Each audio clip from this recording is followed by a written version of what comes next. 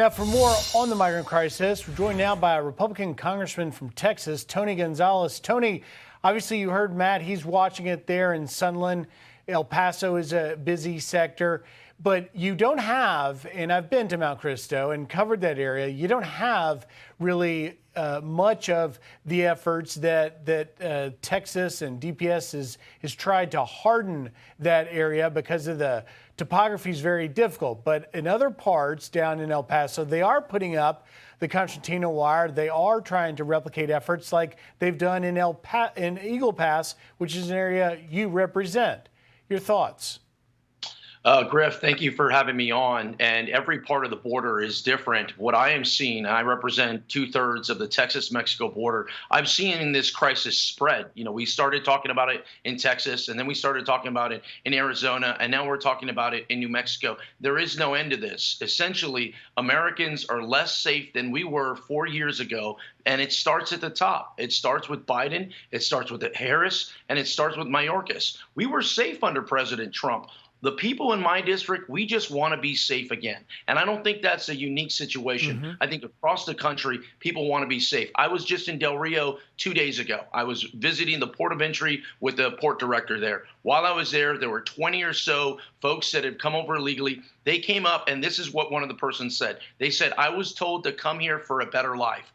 Oh, I get that, but that does not mean you qualify for asylum. That person or anybody else in that situation should immediately be deported. That is not what is occurring. That's what President Biden needs to do to get this under control. Otherwise, it's just going to continue to spread. And that's why we see Governor Abbott in your state of Texas continuing to fight now in the Fifth Circuit Court of Appeals in New Orleans for the enactment and constitutionality of SB 4, the Texas law that would make it a crime to illegally cross and allow your Texas law enforcement to essentially enforce what the Border Patrol does and arrest people for illegally crossing and ultimately remove them. I want to just show you something, Tony. Secretary Mayorkas on Friday had a roundtable with reporters, and he basically said what Texas is doing isn't having an effect. Here's a quote from it. He said, "We do not consider concertina wire to be effective. It impairs Customs and Border Protection's ability to do its job. And we're also seeing migrants rather easily cutting concertina wire." Well, we know they're cutting the Obama wall, as Matt Finn just showed us. But I want to ask you, what do you make of that statement?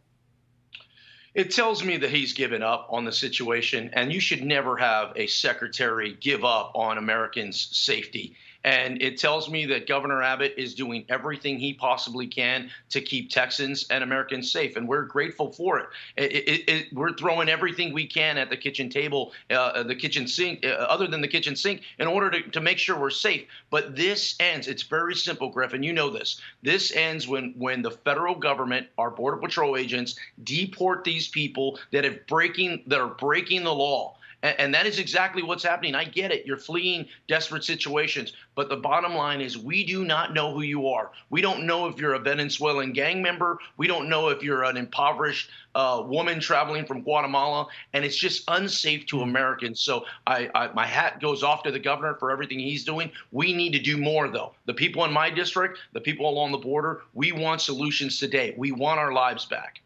Tony, I want to shift gears before we run out of time here, because you are a member of Congress, and we are seeing what seems to be, at best, some ambiguity on whether or not this administration is getting soft in their support of Israel.